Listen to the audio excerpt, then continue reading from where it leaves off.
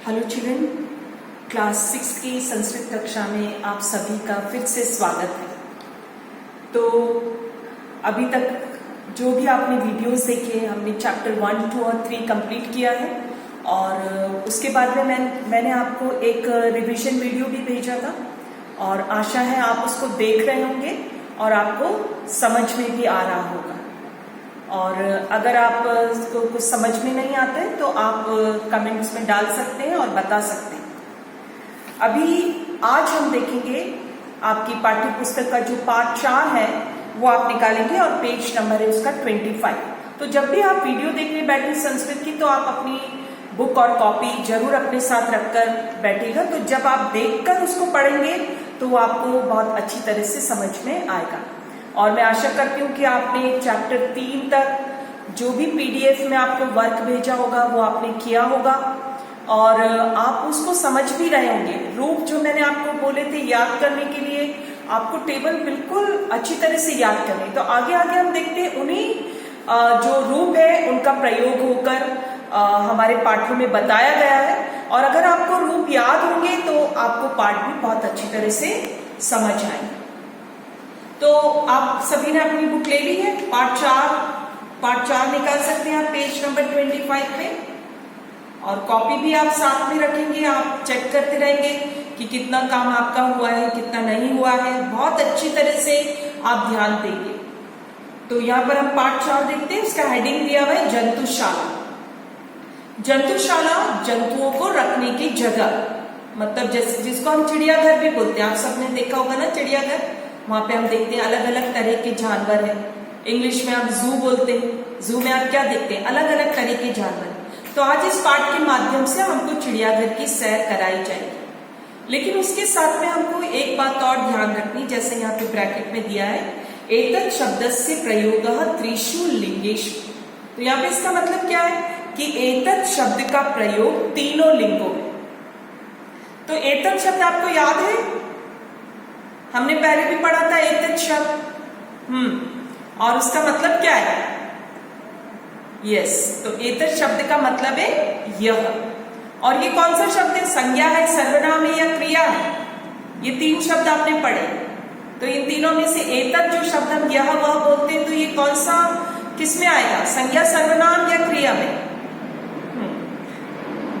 बिल्कुल सही, ये क्या है? सर्वनाम शब्द है। तो हमने संज्ञा पढ़े, सर्वनाम पढ़े और क्रिया पढ़े। तो वही जो एतत् शब्द है उसके प्रयोग के बारे में भी इस पाठ में बताया जाएगा। तभी एतत् के रूप आपको याद है, हमने देखे थे एतत् के पुल्लिंग, स्त्रीलिंग और नपुंसकलिंग में उसके रूप एतत् के। अगर आप याद नहीं है तो आप उसको एक बार रिवाइज कर सकते हैं। और यहाँ पे बोर्ड पर भी मैंने लिखा है, देखिए एतत् के जो शब्द है ये पुल्लिंग, स्त्रीलिंग और नपुंसकलिंग। तो पुल्लिंग में क्या है? एक वचन में एषः, एतौ, एते। और स्त्रीलिंग में क्या है? एषा, एते, एताः। और नपुंसकलिंग में क्या है? एतत्, एते, एताः। याद है आपको? आप बिल्कुल जोर से अभी इसको याद करेंगे। एषः, एतौ, एते, एषा, एते, एताः और एतत्, एते, एतानि। तो ये जो रूप है आपको पाठ पढ़ते समय उसका बिल्कुल ध्यान रखना है कि इन रूपों का प्रयोग इस पाठ में कैसे किया गया है। और उससे पहले हम लोग ग्रीन बॉक्स पे ध्यान दें। तो आप ग्रीन बॉक्स में देखिए कुछ पॉइंट्स दिए गए हैं जो मैंने बोर्ड पे भी लिखे हैं। आप यहाँ पे देख सकते हैं कि संज्ञा के स्थान पर जिन पदों का प्रयोग किया जाता है उन्हें सर्वनाम कहते हैं। और संज्ञा क्या होते हैं? संज्ञा नाम होते हैं। हमने देखा था ये जो शब्द बालक, बालिका और फल, ये क्या है? ये संज्ञा शब्द। और संज्ञा के स्थान पर जिन शब्दों का प्रयोग किया जाता है वो सर्वनाम है। फॉर एग्जाम्पल यहाँ पे देखिए, जैसे बालः पठति, ये बालः शब्द क्या है? बालः, ये संज्ञा शब्द। अब इसकी जगह हम जिस शब्द का प्रयोग करेंगे वो सर्वनाम। अब बालक पढ़ता है, हम बोलेंगे यह पढ़ता है, तो हम बोलेंगे एषः पठति। तो है ना, हमने बालक की जगह जो सर्वनाम है, जो संज्ञा है उसकी जगह हमने एषः सर्वनाम शब्द यूज किया। तो एक पॉइंट आपको ये ध्यान रखना है कि संज्ञा क्या होता है और सर्वनाम क्या होता है। संज्ञा नाम होते हैं और सर्वनाम उनके शब्द, उनके बदले में जो शब्द प्रयोग में लाए जाते हैं उनको सर्वनाम कहते हैं। और आपने 5 तरह के सर्वनाम पढ़े थे यहाँ पे देखिए पिछले जो चैप्टर्स है उसमें। एतत् मतलब यह, तत् मतलब वह, किम मतलब क्या, अस्मत् मैं और युष्मत् तुम। तो बाकी जो 4 है इनको हम आगे पाठों में देखें। अभी इस चैप्टर में सिर्फ हमको एतत् का जो सर्वनाम है उसका रूप और उसके प्रयोग के बारे में हम देखेंगे।